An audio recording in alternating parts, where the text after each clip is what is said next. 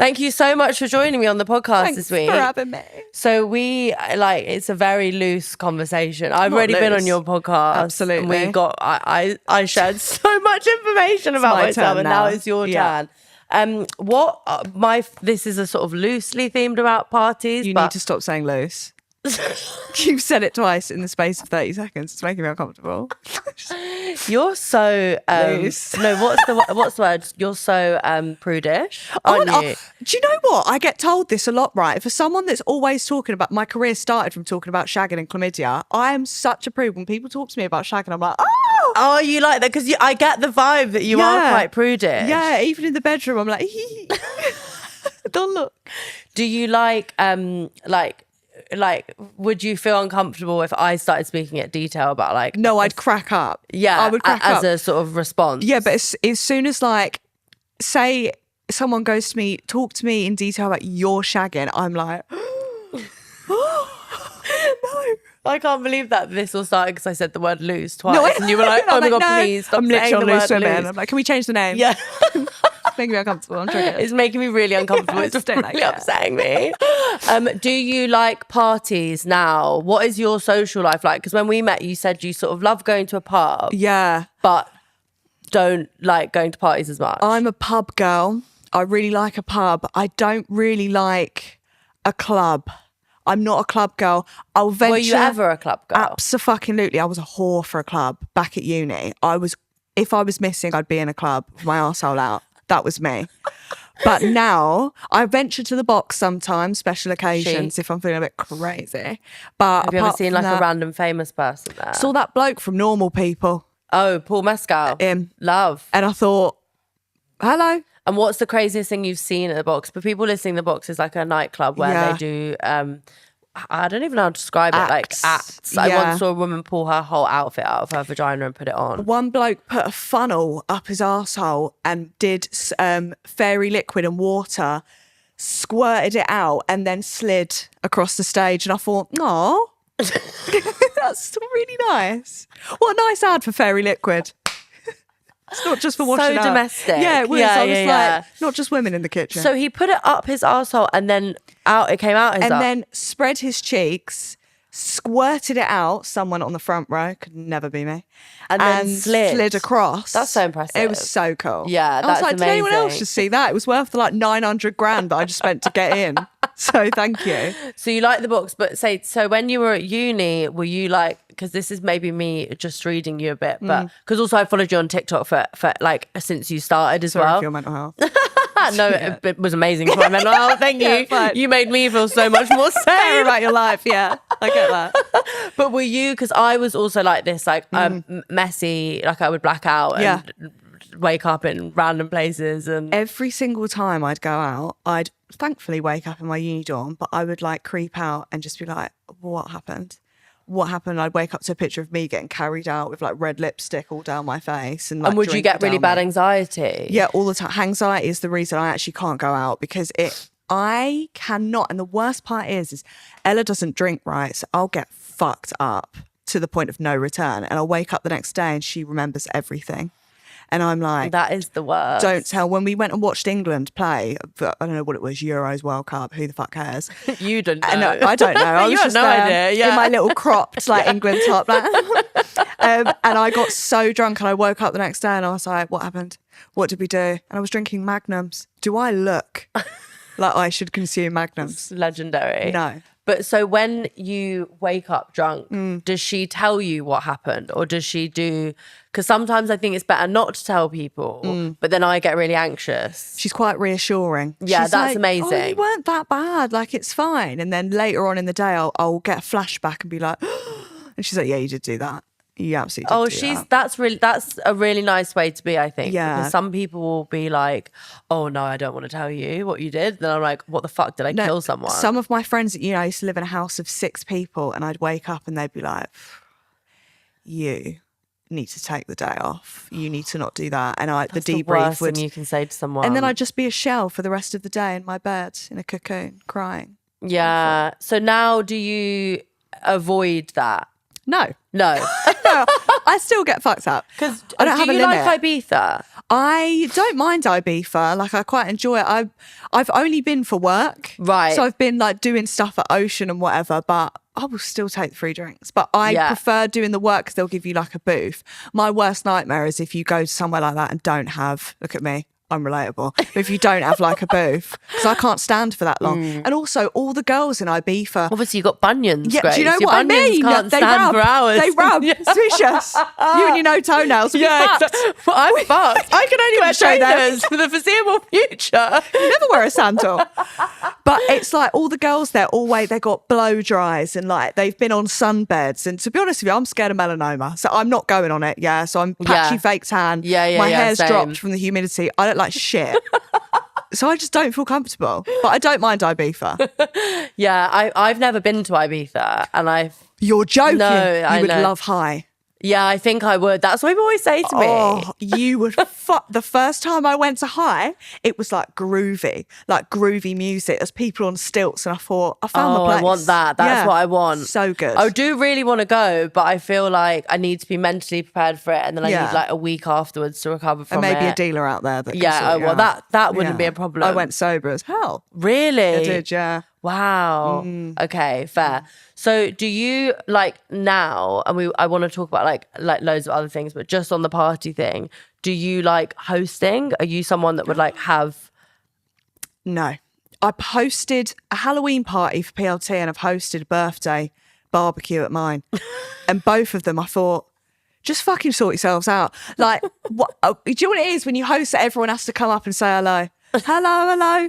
Just, I want to do a group hi and then fucking leave me alone the rest of the night. And everyone's coming up because it's polite, isn't it? Of course. But I just want to be left alone, had a good time. And then when you're hosting at your house, you go, has everyone got a drink? I've got to order food. I prefer being at someone else's and they sort all that shit out. And you don't have to worry about the mess. Yeah, I couldn't agree more because it's the fact that you get left with the mess. Everybody eventually leaves. Yeah. You're alone with the mess. That's my biggest fear when I'm hosting is that you're all going to leave and then I have to clean this up. And you're finding things that I didn't even know. I woke up from my birthday last year and there were 2 strap-ons just stuck to my outdoor table. And I thought, my neighbours have baby twins. And they've gone, let's look outside. And there's just 2 like black cocks on the table. How did they get there? Do you know? It was birthday presents. Love.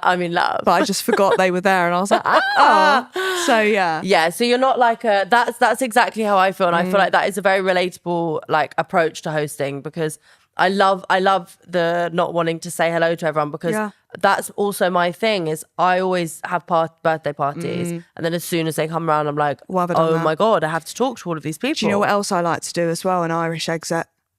I'm not at your own party? Just anywhere. I love to I'm not saying goodbye to you because when you say goodbye to one person, you've got to say goodbye to the masses and then you're leaving an hour after you wanted to leave. Yeah. I like to go, I'm just going to the toilet and fuck right off. I love that. Yeah. I also love that. Do you think people are like, where's she gone? 100%. I'll get texts. It's always with my manager. I always do it to my manager just because she'll always go, no, stay. And then I feel bad and stay. Yeah. So I just leave. And she'll text me being like, where are you, baby? You okay? And I'm like, oh my God, in Uber. I was sick. I wasn't sick. I just have to go. I must. Oh my God. When you did your show at Wembley, did you get was that a big party? Like after that, did you get really fucked? Let me tell you something about my Wembley show, okay? Fresh out jungle. Hadn't drunk really in a hot minute.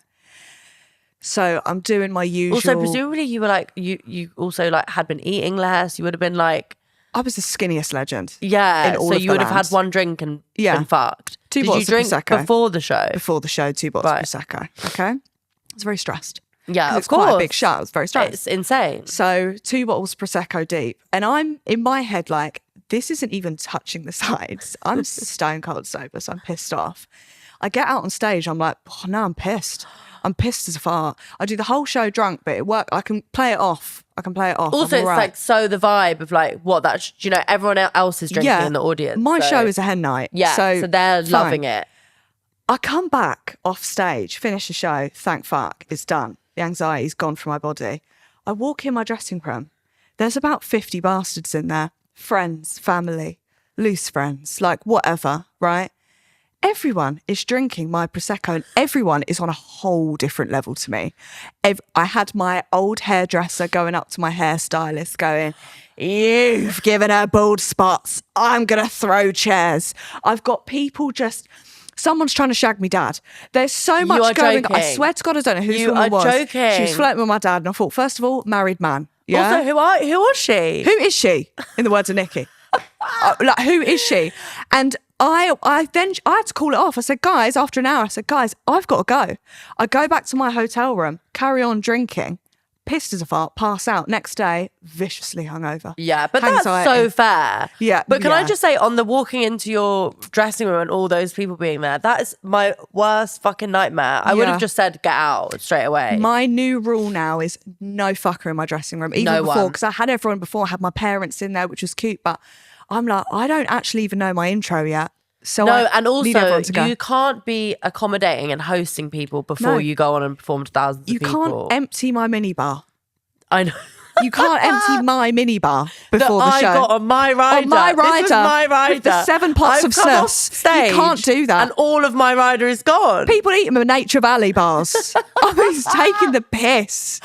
Yeah. But was it just a free-for-all? Were people just like... Absolutely was it a free-for-all. It always is at my shows, to be fair. But I always make sure I get the first bottle.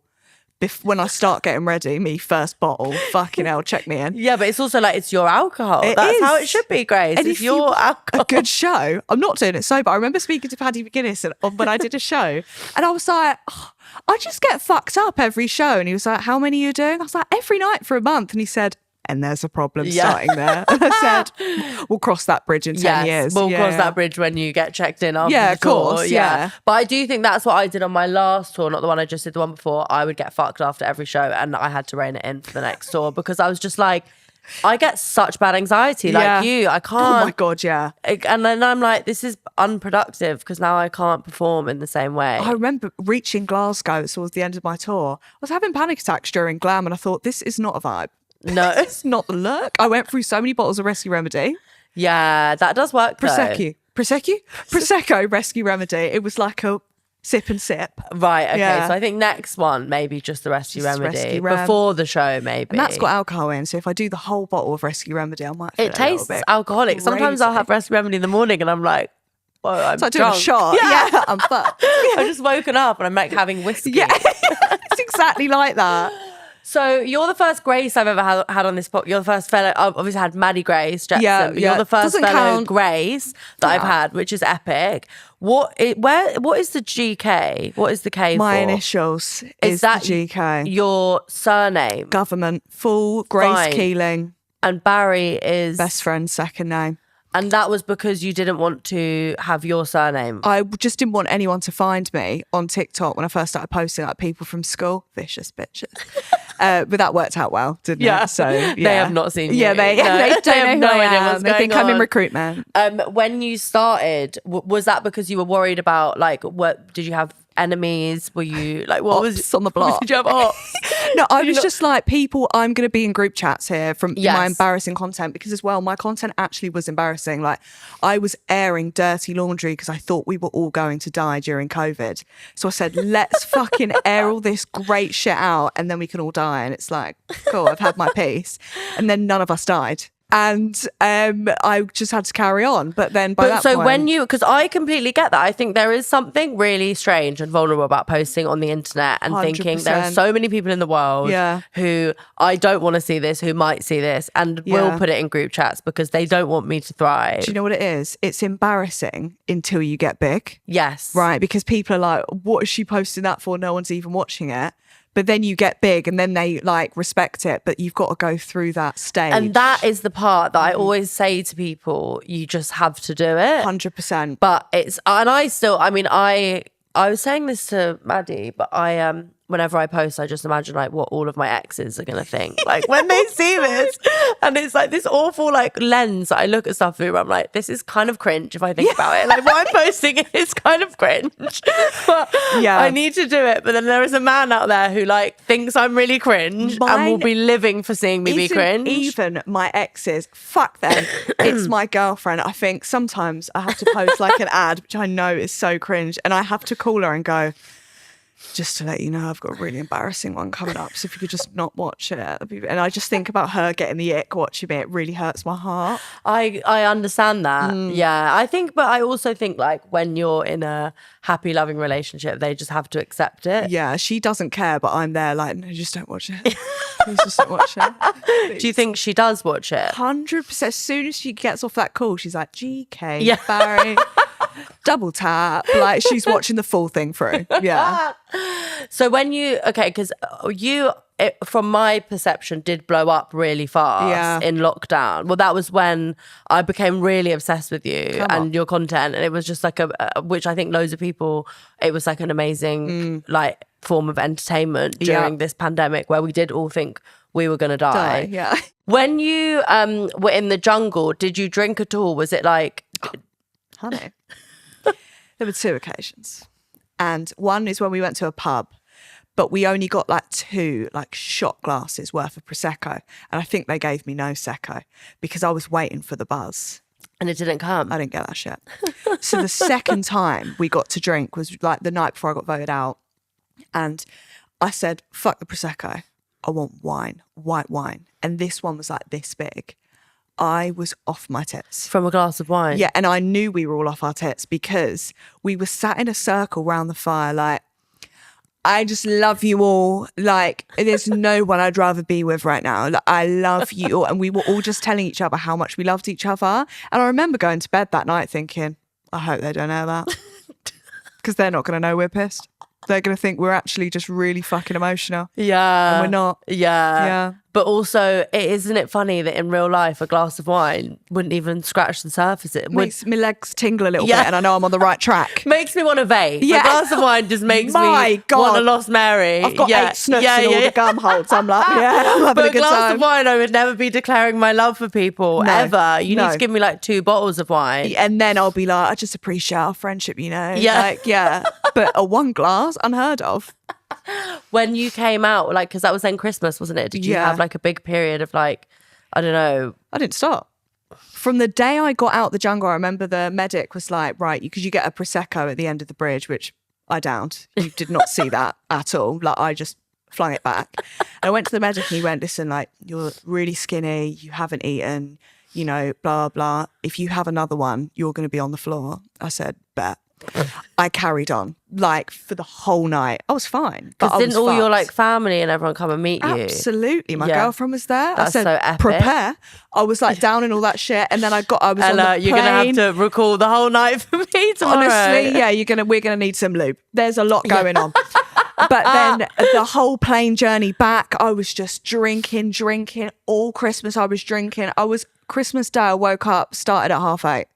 Wow. Now I've reined it in a little bit because this is an intervention. Yeah, I've reined it in because I thought there's going to be an issue arise, and I'm going to age like a leather boot. Drinking on planes for me personally is the most elite form of drinking. Yeah, so good, especially when you're in business class. My God, feet up. Yeah, just like endless champagne. It's and they don't judge. No, I'm 14 hours in, another one. Yeah.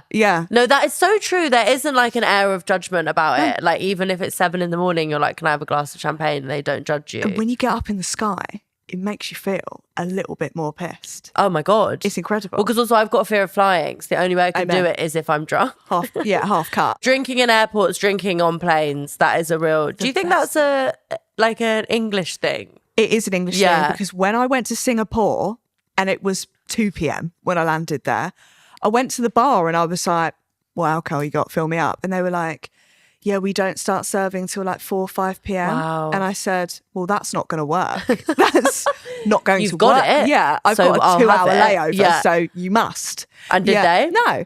Wow. I do think that is our culture. It is like nowhere else.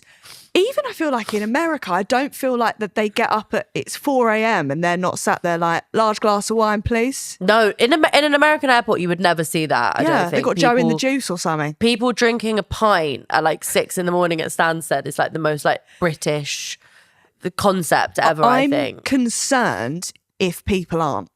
Same. Like, I'm like, oh, you're on a work trip. Actually, no, even on work trips, I'm fucked up. You should be allowed to on a work trip. 100%. But because I remember I once went to America and it was like 2:00. I was in LA and I was like, I want to go get a glass of wine. And I was going into different bars saying, can I get a glass of wine? And they were saying, sorry, we don't serve alcohol till 6 p.m. I'm like, you are a bar. Yeah.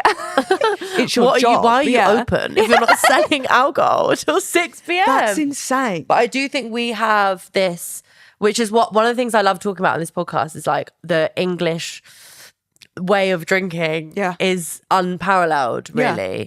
We go from 0 to 100, which is what I imagine you, and like I'm like that as well. That's what I imagine you're like. Who else is 14 drinking a bottle of vodka in a field getting fingered 2 hours after? No, I know. No one. That's our culture. That's fish and chips, park drinking. Smirnoff Ice. Smirnoff Ice. Or do you know what I used to drink peach snaps from the bottle and it always used to make me sick. So sick, and then the vomit would be, Whoa, peach flavour. Yeah, well, so when you were a teenager, were you like, what was your vibe at school? Were you like popular? No. I was that weird, like lanky kid that was really trying too hard to fit in.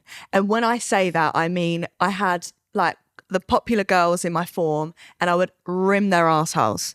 I would rim, and I'd be like, I heard Jennifer the other day said, like, just a comment about you. Like, I thought I should let you know because obviously, like, I would want to know. So, and then they'd confront Jennifer, and then I'd obviously over-exaggerate the situation, obviously, to try and make, so I had an excuse to talk to them. And then they'd both come back to me like, why the fuck did you do that?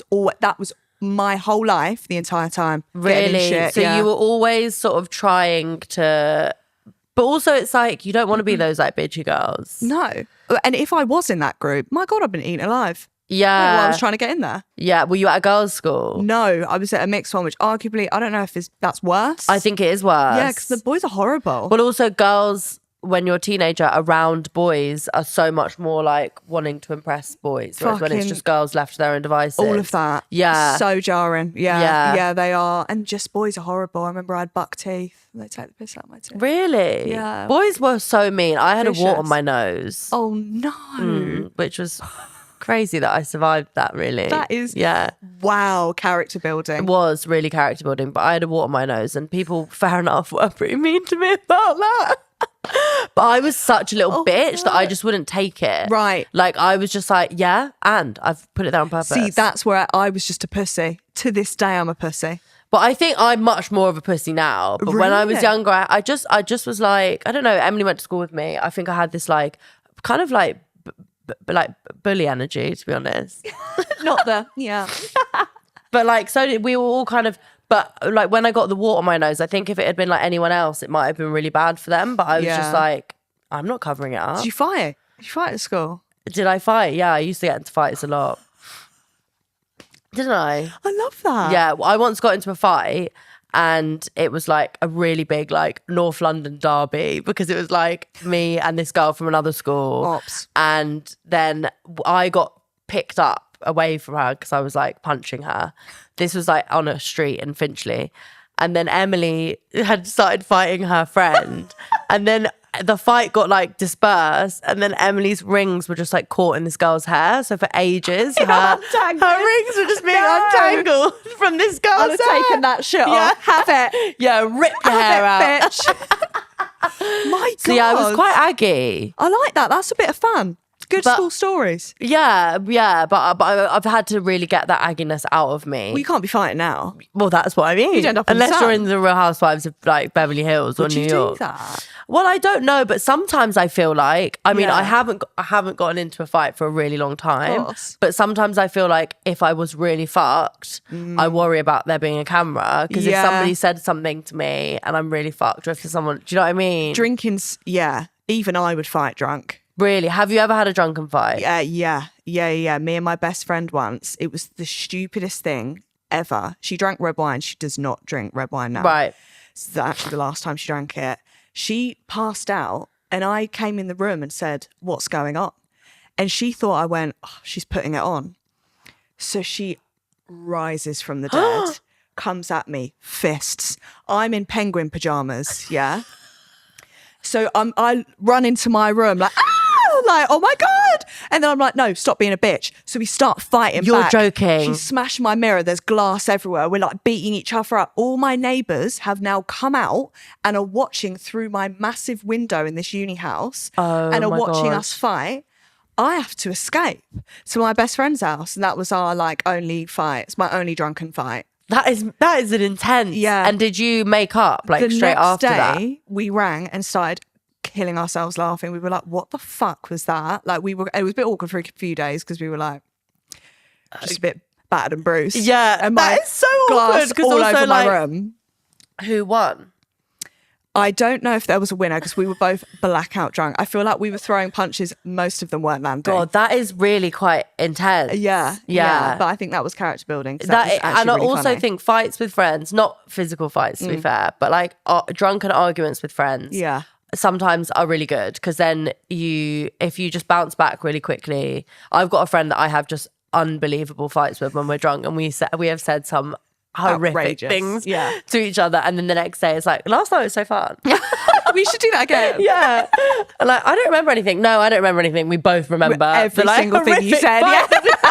Yeah, 100%. So you're still friends with that person now? Yeah. Okay. God, that was make or break, I would say.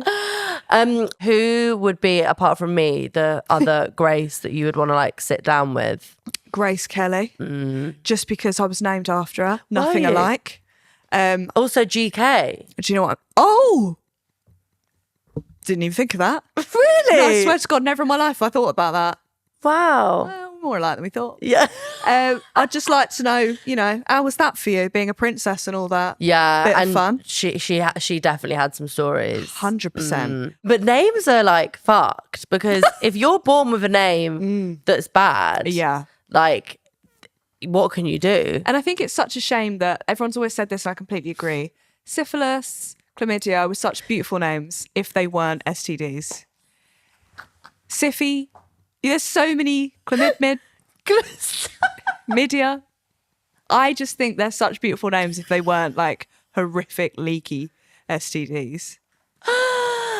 That's so. I'm just trying to think if I could take away the taboo from the word syphilis. You naming your kid could syphilis. I call syphilis? Like I was saying when my friend was having a baby, like she's already had the baby now, but when she was pregnant, I was like, why don't you call the baby diarrhea? Like diarrhea? But I thought diarrhea is such a nice name. Diarrhea's lovely. Yeah, diarrhea. I just think, we need to break the stigma of syphilis. Yeah. And chlamydia. Yeah. So actually you just got a dog. I was going to say you should have called your dog syphilis. Imagine me shouting that in the park. Syphilis. Sippy. Sippy. How are you finding being a dog mum? Because I met you when you had literally just got him. Yeah. I'm that bitch that will bring that dog everywhere. Nail salon. You actually encouraged me. You were like, I bring my dogs. And I everywhere. Thought, do you know what? This is my dog. So I've started bringing him to the nail salon. I bring him everywhere. But everywhere, because I keep seeing on your Instagram, like wherever you go, like every set you're on. Yeah. He's at JD. You got him to the dump because my dump is not dog friendly. Really? I'm going to be honest, I've actually never been to the dump. I just thought I'd try and sound relatable. Okay, there. fine. Oh my God. But I would take him. Little Miss Paws. Yeah, well, I love going to the dump, but you can't take pictures at the dump. My dump is like Soho House. Don't like the dump because my one near me, you have to reverse park into the space and it's very tight. And I just think and it's full of men. And the pressure. I just think I can't because I'm a female driver. Yeah, I am shit at driving and I am a female. Like, I get it. But I don't want to prove that stereotype. No. I want to ask you, if you were going to, like, all the money in the world host a party, what would it be like? Where would it be? And then I want to ask you, what would be the drink that you would want named after you? Oh. So maybe have a think. Okay. Party-wise, I would love to host, like, loads of massive comedians doing, like, Apollo vibes. Uh-huh. But the place is like, it's like a brunch at the same time. People are getting fucked up. There's obviously breaks in between each set so you can talk. Then at the end, there's loads of music. The tables go away. You fucking go crazy and all the acts from the box appear on stage. That's a sick idea. You should do that. I should do that. That is a great idea. Yeah. Why haven't I done that? That's a really good, I'll perform at that. Yeah, 100%. Yeah, because that's like a really perfect, I always think with like long like brunches and stuff, because I have performed at some like girly, It's quite scary. bottomless brunches, and it is free for all. And Right. and sometimes I'm like, you are not fucking listening to a I word. was about to say, I bet I'm people are saying like listening. some of them are so fucked by like the time that I come on, but at the same time, it's fun in that environment because like everybody's rowdy. Yeah. And then to like then have crazy shit from the box. That's a good. It would be a very good event. in-between, 100%. And what's the drink that you would have? Like, first of all, what is your favorite alcoholic drink? I really, really love Prosecco at the moment. I don't know what it is, but I'm a slut for a Prosecco. However, I love a vodka cranberry because it makes me drunk, but I'm not like loose. Because you have like the cranberries, so bring you up. Yeah. Exactly. So yeah. I feel like I would name it like cranberry. Oh, love that. Yeah. So it's a bit of me. Have you You thought of that liked before? that, Did you didn't just you? think of that? No, I went on a podcast, Bambino Becky, and she put cranberry on the sign. I thought, that's fucking genius. That is so clever. Yeah, you should so- make that as like a Yeah, like hopefully she hasn't a brand. copyrighted that. Yeah. Or like bought the IP.